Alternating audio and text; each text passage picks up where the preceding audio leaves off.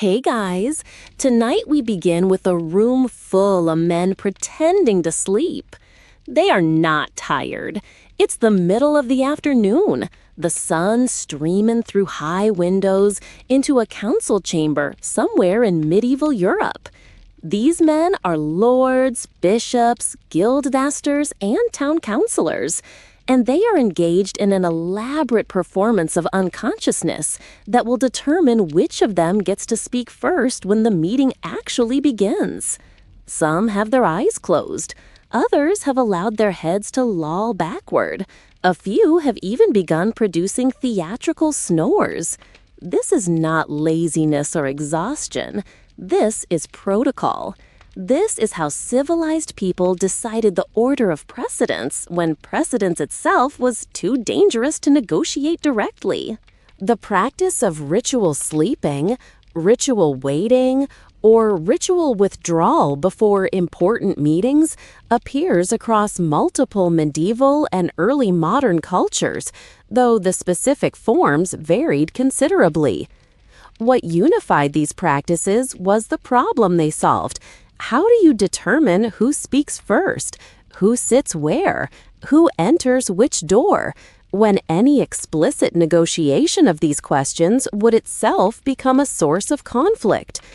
The answer that many societies developed was to create moments of structured ambiguity, periods where everyone was technically doing nothing and therefore no one was claiming precedence, until some signal allowed the actual business to begin with the ordering question already resolved through mechanisms that avoided direct confrontation.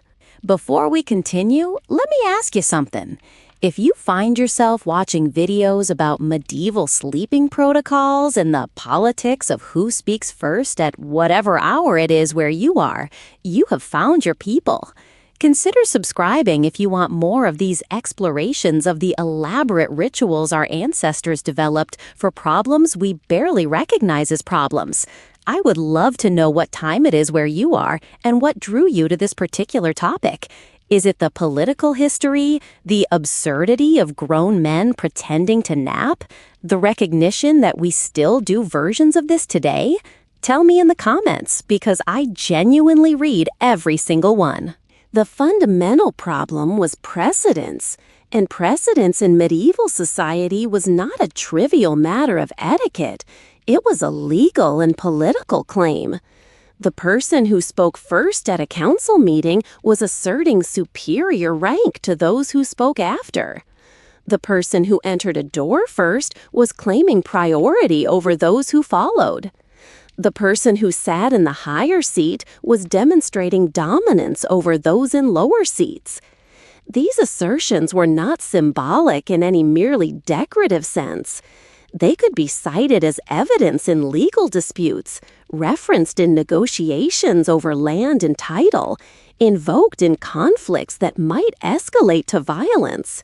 Where you sat and when you spoke was part of the permanent record of who you were. This created impossible situations when people of roughly equal rank had to meet.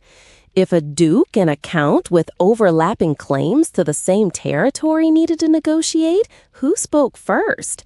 If the duke spoke first, he was asserting superiority that the count would be obligated to contest.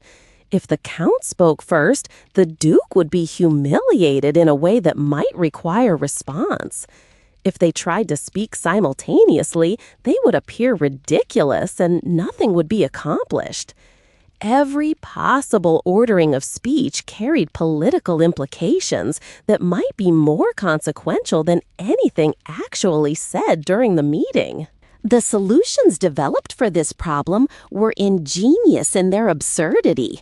Some councils instituted practices where all participants would arrive and then ostentatiously ignore each other, engaging in various displacement activities until a neutral signal, perhaps a bell or the entry of a designated official, indicated that the meeting was beginning. The period of ignoring each other was not wasted time. It was time during which no one was claiming precedence because no one was officially doing anything. The meeting had not yet started, so there was no first speaker to identify. The sleep-in variation emerged in contexts where the displacement activities needed to be more elaborate. Simply standing around ignoring each other worked for brief periods, but longer waits required some explanation. Sleepin', or pretending to sleep, provided that explanation, while also offering plausible deniability about who had arrived first. If everyone was asleep, no one could be certain who had been there longest. The order of precedence could be determined by the order of waken rather than the order of arrival. And the order of waken could be choreographed by servants or officials who understood the political requirements. Consider a specific example from the records of a German imperial city in the 15th century. The city council included representatives from the noble families, the merchant guilds, and the craft guilds. Each group believed itself entitled to speak first, and each had arguments supporting its claim. The nobles were of higher birth. The merchants controlled more wealth. The craftsmen were more numerous and their guilds older. Any explicit ordering would privilege one argument over the others and create grievances that might fester for generations. The solution adopted was elaborate. Council members would arrive at staggered times over the course of an hour, entering through different doors assigned to their respective groups. Upon entering, they would proceed to their designated seats and assume postures of rest. Not necessarily full sleep, but certainly not active engagement. Servants would circulate with refreshments, but no one would acknowledge the servants or each other. The chamber would fill with men studiously ignoring the fact that they were in a room together, each performing a version of solitary waiting that denied the existence of the social situation they were clearly in. When the designated hour arrived, a bell would ring and a presiding officer would speak a formulaic opening that technically addressed no one in particular. The council members would then emerge from their performed rest states and respond to the officer rather than to each other.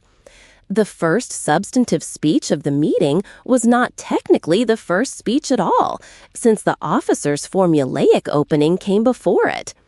And responding to an official summons was different from claiming the right to speak first.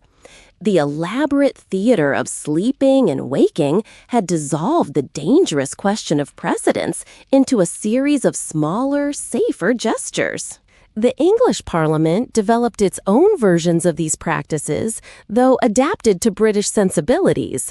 The custom of the House of Commons, where the speaker is ceremonially dragged to the chair as though reluctant to assume the position, reflects similar concerns about precedence and the danger of appearing to claim authority too eagerly.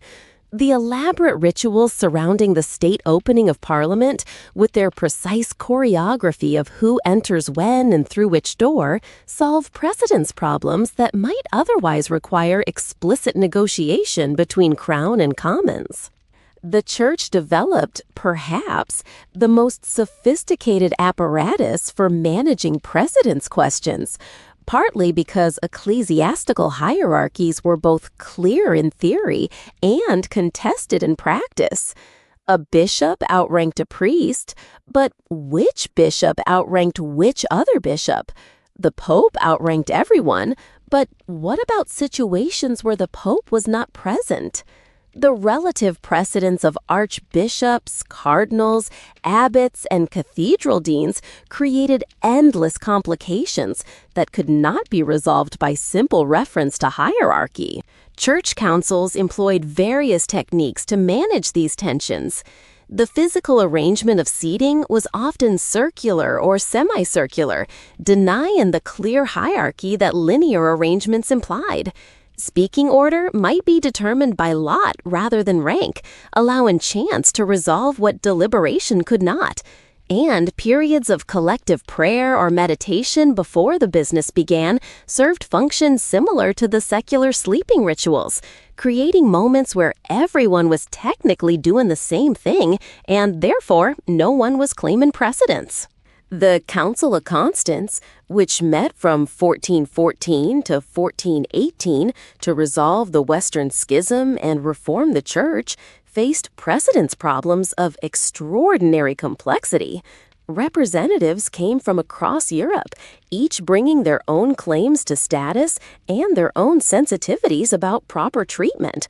The council adopted the innovation of voting by nations rather than by individuals, partly to manage the precedence implications of individual voting order. If the English nation voted before the French nation, this was less personally insulting than if an English bishop voted before a French bishop of arguably superior rank. The secular courts of medieval Europe developed their own elaborate protocols. The Holy Roman Emperor's court was famously obsessed with precedence questions, maintaining detailed records of who had preceded whom in previous ceremonies, and using these records to argue future cases. Disputes over precedence at imperial courts could last for generations, with families maintaining dossiers of evidence supporting their claims to particular positions and processions and seating arrangements. The Spanish court under the Habsburgs institutionalized precedence management to a degree that observers found both impressive and absurd. The court employed officials whose sole responsibility was tracking and enforcing precedence rules, maintaining the order in which courtiers would be summoned to the king's presence, served at banquets, or acknowledged in public gatherings. These officials had to master not just current precedents, but the history of precedence disputes, understanding why particular families had particular claims and how those claims interacted with the claims of other families. The waiting rituals at the Spanish court were legendary. Courtiers might spend hours in antechambers, performing patience and submission while actually engaging in sophisticated political positioning. The order in which they were summoned from the antechamber communicated royal favor more clearly than any explicit statement. A nobleman who was called early understood himself to be in good standing. A nobleman who waited until the last, or who was not called at all, understood that he had problems to address. The waiting was not dead time, but a communication channel through which information flowed in both directions. French court culture developed different but related practices. The lever and coucher ceremonies, in which the king was attended while rising in the morning and retiring in the evening, were elaborate rituals of precedence management disguised as practical assistance. The order in which courtiers were admitted to the royal bedchamber, the tasks they were permitted to perform, the positions they occupied relative to the king's body, all communicated precise messages about status that everyone present could read. A courtier permitted to hand the king his shirt was asserting and receiving recognition of a status that others could not claim. The waiting that preceded these ceremonies served multiple functions. It allowed the court to assemble without anyone having to determine explicit precedents for the assembly process itself. It created time during which the king and his advisors could observe who had arrived and make decisions about the order of admission. It tested the patience and commitment of courtiers, distinguishing those willing to invest hours in the hope of royal attention from those whose other obligations pulled them away. The waiting was a filter, selecting for the kind of person the court wanted to reward. Japanese court culture developed what may be the most refined version of these waiting practices. The concept of ma, often translated as negative space or meaningful pause, elevated waiting and silence to aesthetic principles with political applications. The timing of speech, the duration of pauses, the physical stillness maintained before and during important moments all communicated information that words might obscure. A samurai who spoke too quickly betrayed anxiety. One who maintained appropriate stillness demonstrated the self-control that warranted trust and authority. The formal audiences of the Tokugawa shogunate employed waiting as both practical necessity and political theater. Daimyo summoned to Edo would arrive at the castle and enter a sequence of waiting rooms, each more exclusive than the last, with their progress through the sequence signaling their status relative to other visitors. The final waiting room before the shogun's audience chamber might contain only a handful of the most important lords, each intensely aware of who else had made it this far and what their presence there signified. The postures maintained during these waits were precisely prescribed. Seiza, the formal kneeling position, was expected throughout, creating physical discomfort that demonstrated submission and endurance simultaneously.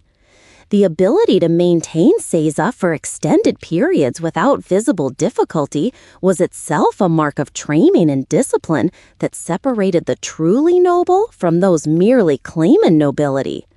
The body's performance of patience was inseparable from the political claims that patience supported. Critical imperial court practice developed related traditions within a different philosophical framework. Confucian emphasis on proper ritual, li, made the management of precedence a moral as well as political matter. The correct ordering of persons in ceremonial contexts reflected the correct ordering of society itself, and getting the order wrong was not merely embarrassing but cosmologically dangerous. The emperor's ritual performances connected heaven and earth, and disrupting those performances through precedence disputes could, in the traditional understanding, bring drought, flood, or other disasters. The waiting rooms and antechambers of the Chinese imperial palace were organized with extraordinary precision. Different categories of officials waited in different areas, with the spatial organization reflecting and reinforcing the bureaucratic hierarchy. Movement through these spaces followed prescribed routes and timings, with elaborate protocols governing who could be in which space at which time. The system was inflexible by design, reducing the possibility of precedence disputes by making precedence a matter of spatial location rather than interpersonal negotiation. In the next part of this story, we will examine how these waiting and sleeping rituals actually operated in specific contexts, exploring the detailed protocols of particular courts and councils and the disputes that arose when protocols broke down. We'll meet individuals who navigated these systems, some successfully and some not, and we will begin to understand the stakes involved in what might seem like absurdly elaborate performances of patience. The man pretending to sleep in the council chamber is not wasting time. He is playing a game whose rules are invisible to us, but perfectly clear to everyone in that room. The afternoon sun continues streaming through those high windows. The theatrical snores continue. And somewhere in the performance of unconsciousness, precedence questions that could destroy political alliances and provoke armed conflict are being resolved through the simple expedient of pretending that no one is there to resolve them. The genius of the system lies in its creation of ambiguity, a structured uncertainty within which dangerous clarity can be safely dissolved. The breakdown of precedence protocols could have consequences far exceeding the apparent triviality of the questions involved. In 1661, a dispute over whose carriage should go first in a procession through the streets of London led to armed conflict between the servants of the French and Spanish ambassadors, leaving several men dead and seriously damaging relations between France and Spain. The underlying question, whether France or Spain held precedence in the hierarchy of European powers, was being fought out through the proxy of carriage order, and the violence that erupted demonstrated how seriously both sides took a question that might seem merely ceremonial. King Louis XIV of France responded to this incident by demanding that Spain formally acknowledge French precedence, backing his demand with the threat of war. Spain, unable to match French military power at the time, was forced to concede, sending ambassadors to Paris to publicly acknowledge that French representatives would take precedence over Spanish ones in future ceremonial occasions.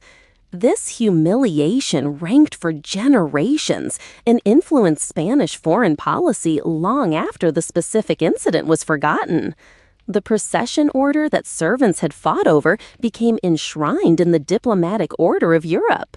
The protocols that might have prevented such incidents, the wait-in rituals and sleep-in performances and elaborate arrival choreographies, existed precisely to avoid forcing these questions to explicit resolution. When everyone pretended to be asleep, no one had to assert precedence. When everyone arrived simultaneously through different doors, no one had to enter first. When speaking order was determined by lot or by rotation, no one was claiming permanent superiority. The protocols transformed dangerous zero-sum conflicts into manageable ambiguities that could persist indefinitely without resolution. The papal court developed perhaps the most elaborate system for managing precedence among the ambassadors of Catholic powers. The problem was acute because the Pope had to maintain relations with all the major Catholic states, while none of those states wanted to acknowledge inferiority to the others. The solution involved intricate spatial arrangements, precise timing of audiences, and waiting periods that allowed the court to process ambassadors without ever having to establish explicit ordering. Ambassadors would arrive at the Vatican and be escorted to waiting rooms assigned to their national category. The rooms were not ranked, or rather were ranked in ways that could be disputed, allowing each ambassador to believe his placement was appropriate without requiring others to agree. The order in which ambassadors were summoned from these rooms was varied from occasion to occasion, following formulas that produced apparent randomness while actually ensuring that no one was consistently advantaged or disadvantaged. The system required constant management by papal officials who understood both the rules and the exceptions that particular situations demanded. If you just recognized in this the ancestor of modern diplomatic practice, with its elaborate protocols for summits and state visits, that recognition is exactly what these historical explorations are meant to produce. The subscribe button is right there if you want more of these moments where the past suddenly illuminates the present. The Congress of Vienna in 1814 to 1815, which reorganized Europe after the Napoleonic Wars, faced precedence problems of unprecedented complexity. Representatives of dozens of states, from great powers to tiny principalities, had to meet and negotiate without any agreed hierarchy among them. The old formulas that had managed precedence before the Revolution had been disrupted by Napoleon's rearrangements, and new formulas had to be improvised on the spot. The solution developed at Vienna became foundational for modern diplomatic practice. States were classified into ranks with great powers at the top and smaller states below. Within each rank, precedence was determined by the dates on which each state's representative had presented credentials, creating an ordering based on arrival rather than status. This formula was not perfect, and it generated its own disputes, but it provided a neutral principle that could resolve most precedence questions without requiring explicit judgments about which state was more important than which other state. The wait-in rituals that preceded Vienna's formal sessions served to buy time for these arrangements to be worked out. Diplomats would gather in antechambers, engage in an apparently casual conversation, while servants and junior officials scurried to determine the proper ordering for the session about to begin. The appearance of relaxed sociability masked frantic behind-the-scenes negotiation about who would enter which door and sit in which chair. By the time the formal session began, these questions had been resolved, and the session could proceed as though the ordering were natural and obvious. The specific practice of ritual sleeping or ritual rest appears most clearly in corporate and guild context, where the participants could not claim the kind of personal status that diplomats and nobles asserted. A guild meeting brought together men who were nominally equals within the guild structure, but whose actual wealth, influence, and seniority varied considerably. Explicit ranking would undermine the ideology of guild fellowship, while ignoring the real differences would create resentment and conflict. The sleeping ritual allowed these tensions to be managed without acknowledgement. In some German craft guilds, the practice was formalized to a remarkable degree. Members would arrive at the guild hall and proceed to benches around the perimeter. They would then compose themselves for rest, closing their eyes and adopting postures of sleep. The guildmaster or his designee would eventually ring a bell and call the meeting to order, at which point members would wake and respond. The order in which they responded, which might seem random, was actually determined by subtle signals from the guildmaster, who used the performance of sleeping and waking to establish an ordering that everyone could accept because no one had explicitly claimed it. The apparent sleep also served surveillance functions.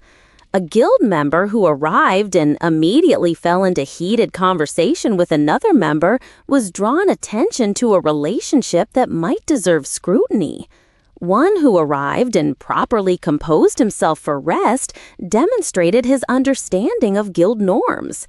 The sleeping period was a test of conformity that members passed by performing collective withdrawal from interaction, showing that they understood the meeting had not yet begun and that premature engagement was inappropriate.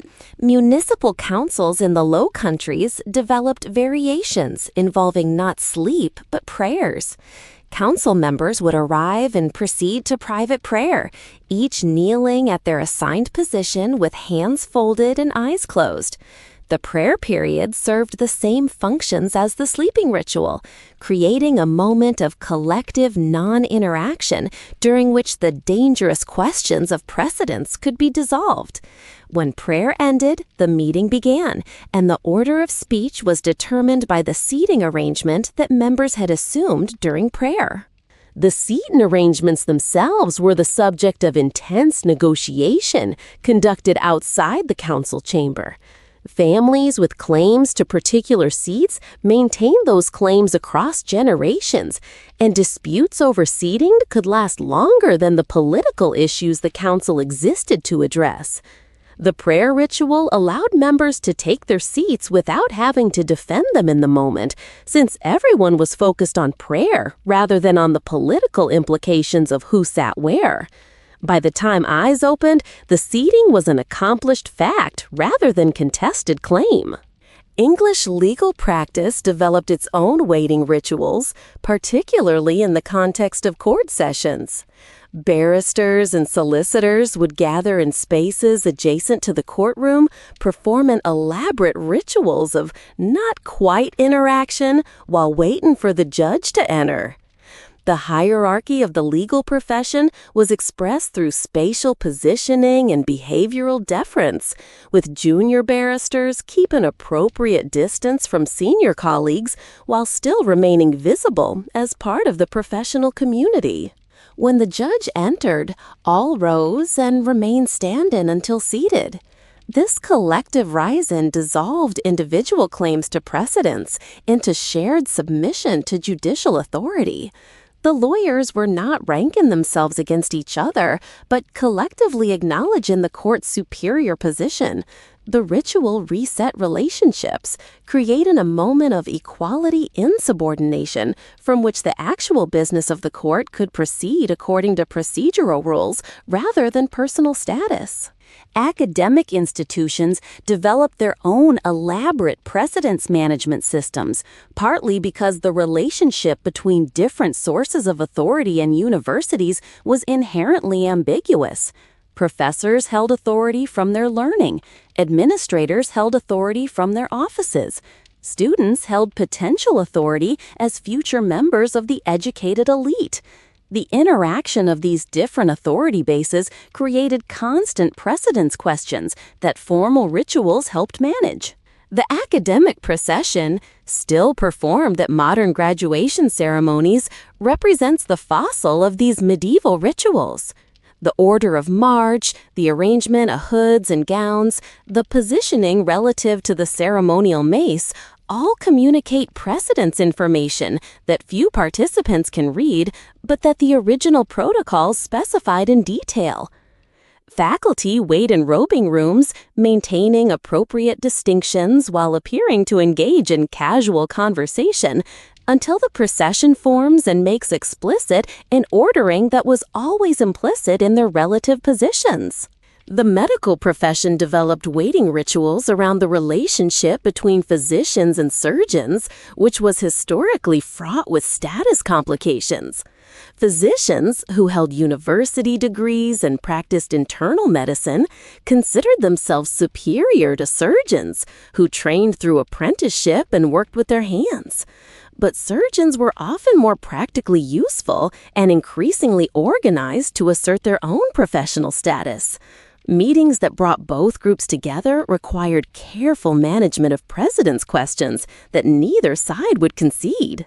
Hospital waiting rooms, where physicians and surgeons might encounter each other before rounds or consultations, became spaces of elaborate non-acknowledgement. Neither group would initiate interaction, and both would maintain postures suggesting preoccupation with other matters.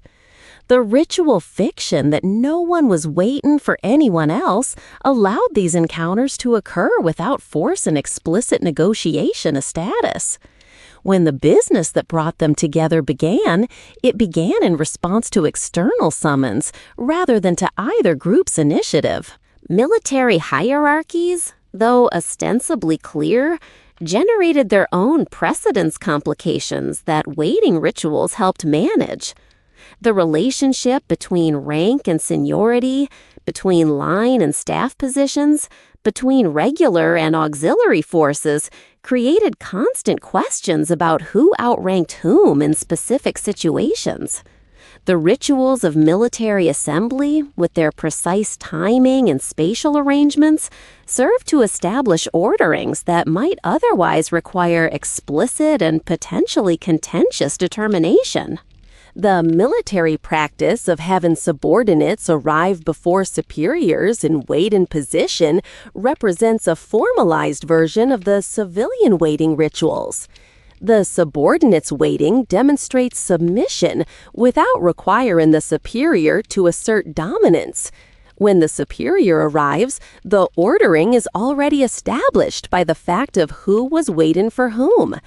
The ritual makes the hierarchy feel natural, obscuring the constant negotiation and potential conflict that might otherwise characterize interactions between people of different ranks. Naval tradition developed particularly elaborate waiting protocols, partly because the confined space of ships made precedence questions inescapable. Officers waiting to report to a captain would stand in specific positions, their arrangement communicating their relative ranks to anyone who understood the code. The captain's cabin door became a threshold with symbolic significance, and the rituals of approach to and retreat from that threshold expressed relationships that words might make awkward. The practice of piping aboard, where visiting dignitaries are announced with boatswain's calls, emerged from these naval precedence concerns. The number and pattern of calls indicated the rank of the visitor, establishing their position in the hierarchy before they even stepped on deck. No one had to negotiate precedence because the pipes had already announced it. The ritual transformed potentially contentious moments of encounter into smoothly choreographed performances where everyone knew their role. Diplomatic practice at sea generated particularly complex precedence questions because it involved the intersection of naval and diplomatic hierarchies. When warships of different nations encountered each other, elaborate rituals of salute determined which ship would acknowledge which. The number of guns fired, the sequence of firing, the lowering of flags, all communicated precedence claims that might otherwise have to be fought out. These rituals were taken extremely seriously, and violations could lead to naval incidents with serious political consequences. In the final part of this story, we will examine how the waiting and sleeping rituals of the past have evolved into the practices of the present. Explore what these rituals reveal about the nature of hierarchy and status, and consider whether the elaborate performances of our ancestors were more or less honest than our own. The men pretending to sleep in that council chamber were engaged in an activity we still perform, though we've largely forgotten that we are doing it or why. The ritual nap that determined who spoke first has descendants in the meetings we attend and the protocols we follow, even if we no longer call it sleeping. The question of who speaks first remains as politically charged today as it was in the medieval council chamber. We have merely developed different mechanisms for resolving it, mechanisms that seem natural to us because we have grown up within them.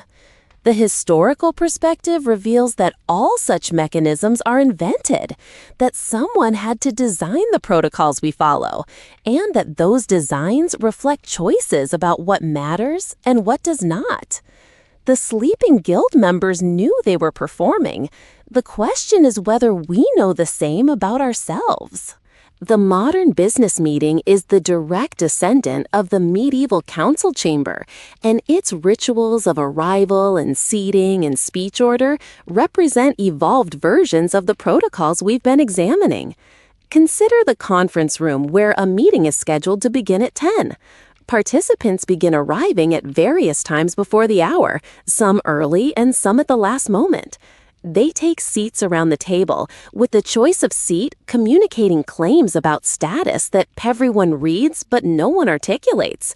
The meeting does not begin until the person with authority to begin it chooses to do so, and the waiting period before that choice creates the same structured ambiguity that medieval sleeping rituals created. The person who arrives first to a meeting is making a statement, though the content of that statement is ambiguous. It might mean deference to the meeting's importance, or it might mean lack of more pressing obligations, or it might mean anxiety about being perceived as late. The person who arrives last, particularly if that person is the senior figure present, is also making a statement, one that claims the right to keep others waiting. The order of arrival establishes an ordering of the participants that the subsequent meeting will reflect, even though no one explicitly negotiated that ordering. The small talk that fills the waiting period serves functions similar to the medieval displacement activities. It demonstrates that the meeting has not yet begun, that no substantive business is being conducted, that the moments before the formal start do not count for precedence purposes.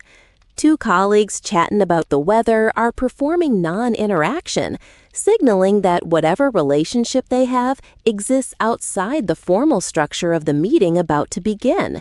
The chat is not merely passing time, but actively creating a category of time that does not matter for the purposes that matter. When the meeting formally begins, often with a phrase like, "Shall we get started?" or "Let us begin," the informal time ends and the formal time starts. The person who speaks this phrase is claiming authority to determine when the transition occurs, an authority that might be contested if stated explicitly, but that passes unremarked when embedded in ritual formula. Everyone in the room understands that a shift has occurred, that what happens now counts in ways that what happened before did not, but no one has to articulate the basis for this understanding. The agenda represents a formalized answer to the precedence question that medieval councils solved through sleeping rituals. By specifying in advance what topics will be discussed in what order, the agenda removes these questions from interpersonal negotiation. The first item on the agenda is first, not because someone claimed the right to speak first, but because the agenda says so. The authority to set the agenda becomes the real locus of precedence conflict, displaced from the meeting itself to the preparatory processes that occur before it. Academic meetings retain particularly clear vestiges of medieval precedence rituals. Faculty meetings often begin only when the chair or dean arrives, with other faculty waiting in a state of apparent casualness that would have been familiar to medieval guild members. The order of seating may follow unwritten rules that newer faculty learn through observation and correction.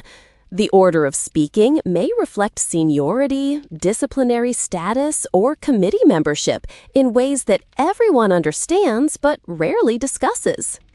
Thank you for staying with this exploration of how we manage the dangerous question of who goes first. If this story has changed how you see the meetings you attend and the rituals you perform, I would be grateful if you subscribed and shared your thoughts. What waiting rituals do you recognize from your own experience? What precedence negotiations have you witnessed without recognizing them as such? What would happen if someone violated the unwritten rules in your workplace? I read every single comment, and your observations about modern versions of these patterns are genuinely fascinating. The virtual meeting has disrupted these patterns in revealing ways. When a video conference begins, participants appear in a grid where spatial positioning no longer communicates hierarchy. The person whose face appears in the upper left corner of the screen has not claimed precedence over those appearing elsewhere, since the positioning is determined by the software rather than by human choice. The loss of spatial hierarchy removes one of the primary mechanisms through which precedence was traditionally managed, creating new anxieties that the technology had not anticipated. The replacement mechanisms are still being developed. Some platforms allow hosts to pin certain participants to prominent positions, creating a technological version of the head of the table. Some organizations have developed protocols for who speaks when in video calls, replacing the physical cues that in-person meetings provide. The mute button has become a tool of precedence management, with unmuting serving as a claim to the floor that others must acknowledge or contest. The informal rules of video call etiquette are being written in real time, and future historians will examine them with the same interest we bring to medieval sleeping protocols. The phenomenon of arriving early to a video call and waiting in the virtual lobby represents a technological update to the antechamber waiting that medieval courtiers knew well. The person waiting in the lobby is demonstrating availability and deference, while the person who controls the lobby is demonstrating authority to determine when others may enter.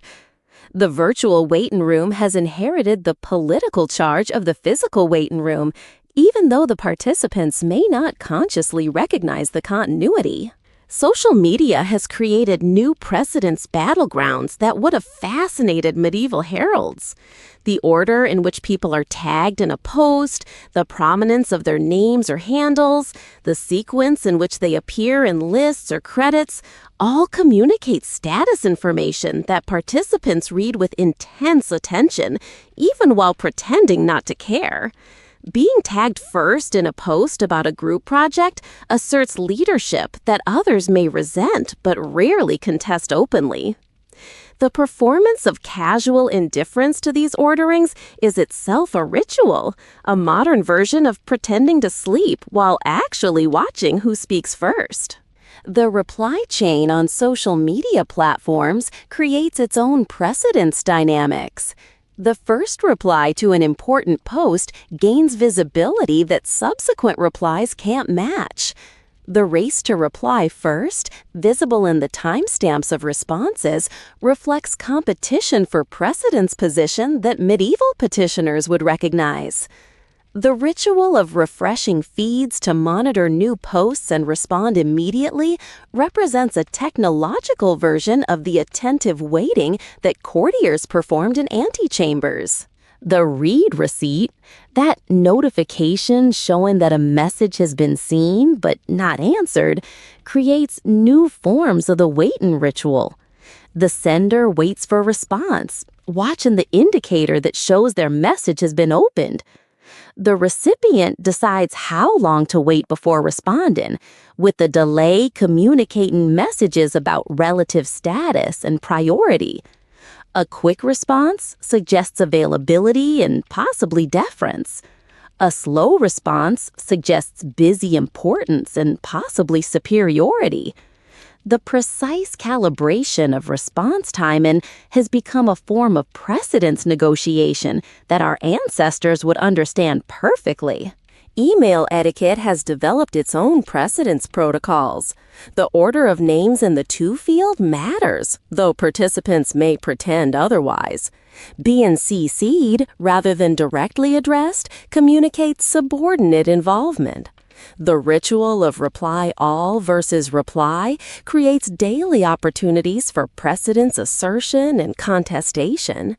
The signature block, with its titles and credentials, stakes claims to status that the email's content may or may not support. Every email exchange involves precedence negotiations that the participants may not consciously recognize, but that shape their interactions nonetheless. The physical spaces of modern offices have been designed with precedence management as a central concern, even when this concern is not explicitly acknowledged. The corner office communicates status that other locations can't match. The distance from the center of activity, the size of the desk, the quality of the furniture, the presence or absence of windows, all encode hierarchy in spatial form. The open office plan was partly an attempt to dissolve these spatial hierarchies, but new hierarchies emerged around who got standing desks, who could work from home, who had access to meeting rooms. The hot desking arrangement, where no one has a permanently assigned workspace, represents a radical approach to the precedence question. If no one has a fixed position, no one can claim precedence through position.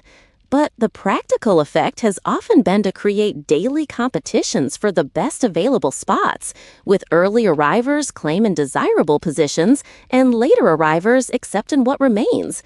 The precedence question was not eliminated, but merely relocated from the formal to the informal, from the permanent to the unacknowledged. The casual workplace culture that many modern organizations cultivate represents another attempt to dissolve precedence concerns, but with similarly limited success.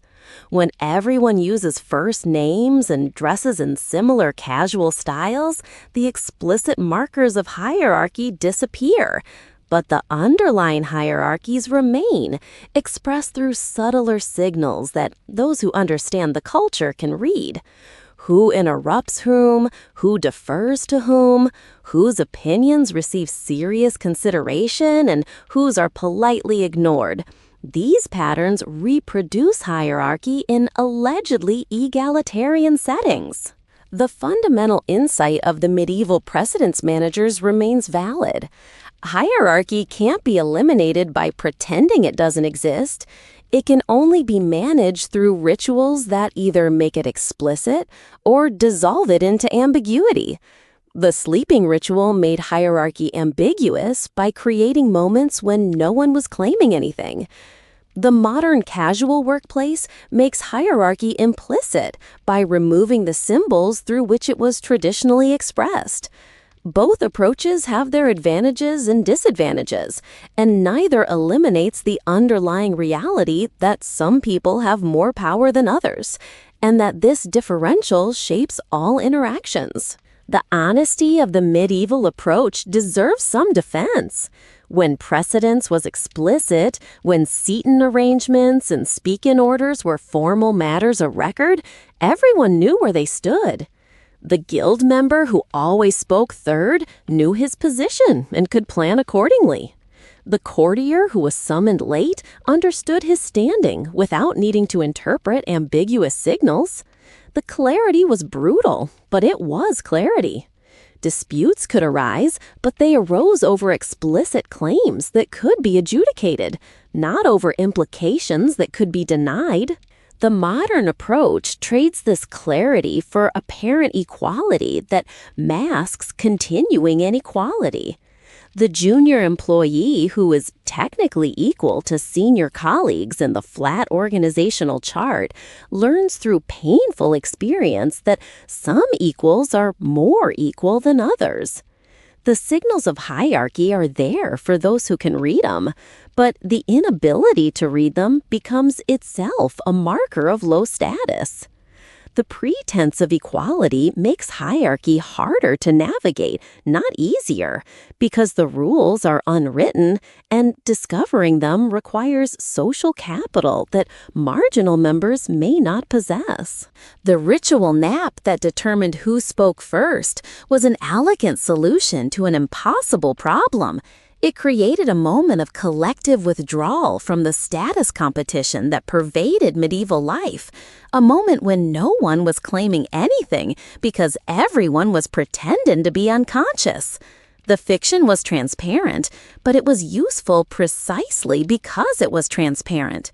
Everyone knew they were performing, and the shared knowledge of the performance created a kind of solidarity among performers who might otherwise have been adversaries. Modern meetings lack this elegant fiction. The small talk before the meeting begins serves some of the same functions, but it requires actual engagement rather than performed withdrawal. The participants must make conversation, must find things to say, must navigate the social requirements of interaction while supposedly not yet engaged in the meeting's business. The cognitive load is higher, and the opportunities for misstep are greater. The medieval sleep-in ritual was simpler. Just close your eyes and wait. Let me return to where we began. A room full of men pretending to sleep, the afternoon sun streaming through high windows, theatrical snores filling the air. This scene, which might have seemed absurd when I described it, should now appear as something more. A sophisticated technology for managing social tension. A ritual that solved problems our own rituals still struggle with. A practice that encoded wisdom about human nature that we have not entirely surpassed. The question of who speaks first remains as urgent today as it was in that medieval council chamber. We have developed different mechanisms for resolving it, mechanisms that seem natural because we've grown up with them. But all mechanisms are invented. Someone designed the protocols we follow, and those designs reflect assumptions that might be questioned. The medieval solution was one answer among many possible answers. Our solution is another. Neither is final, and both reveal something about the societies that created them. Good night, wherever you are watching from.